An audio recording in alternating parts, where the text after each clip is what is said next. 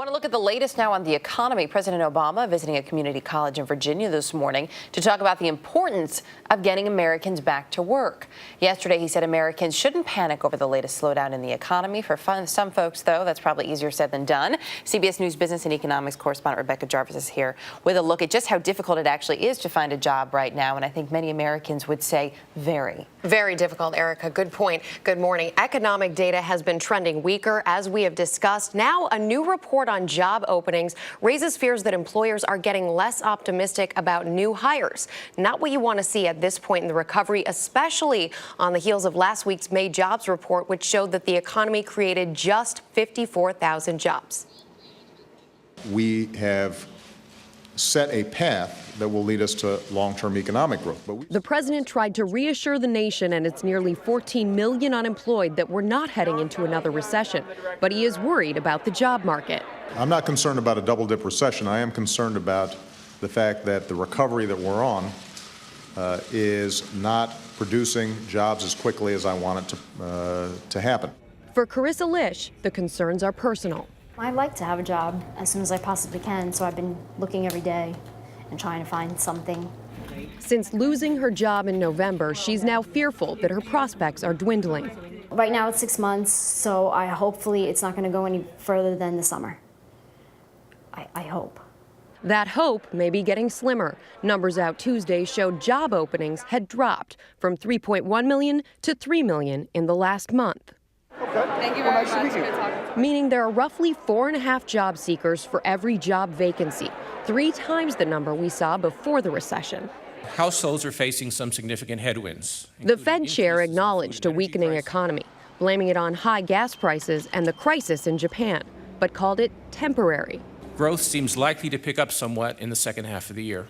Bernanke got as much attention for what he didn't say, not committing the government to any intervention to boost the economy. Carissa Lish can only hope the Fed chair is right and that this slowdown will turn around. I was hoping that maybe that the unemployment rate would drop. I'm not sure why it's taking so long. It's just been too long maybe this time. Carissa knows how important it is to stay resolute in aggressively trying to find a job. But from October 2009 until now, 2.1 million Americans have given up looking for work, finding the picture just too bleak, Erica. And that's a big concern when you think about the picture going forward, the landscape of how things are working in this country. Yeah, that says a lot. But looking at the landscape going forward, obviously the president trying to be very, very optimistic about this as we hear him speaking over the last couple of days, saying he's not concerned about a double-dip recession. What about, though, analysts? What are they telling you? Did they see one coming? And if they do, are they concerned? Some analysts do. For example, Robert Reich, the former Secretary of Labor under President Clinton, believes there's a 40% chance we'll see a double dip. That's a big concern because if there's a double dip in this country, all of a sudden we see unemployment go up again. We could even see gasoline prices go up simultaneously. All of a sudden, the housing picture gets even more bleak than it is. That's not the place where we want to be. And like I said in the beginning, and you and I have talked about this a lot, the picture is trending weaker right now. So we need to find a way to boost that momentum. So let's take a look then. We know that many jobs are gone forever, whether companies have learned to do more with less or whether those jobs simply don't exist anymore because of the economic situation.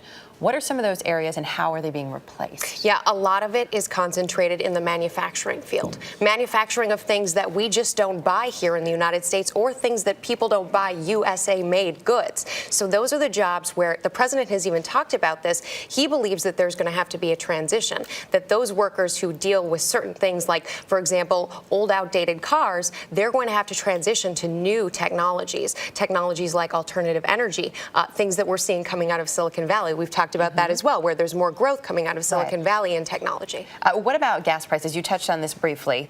They're trending downward, which is good. Yes. But they're trending downward, but they're still $1 higher than they were this time last year. However, analysts and economists are expecting that everything remains constant. We could see prices down $3.50, even $3.25 a gallon by the end of the summer. And there's our silver lining to end on.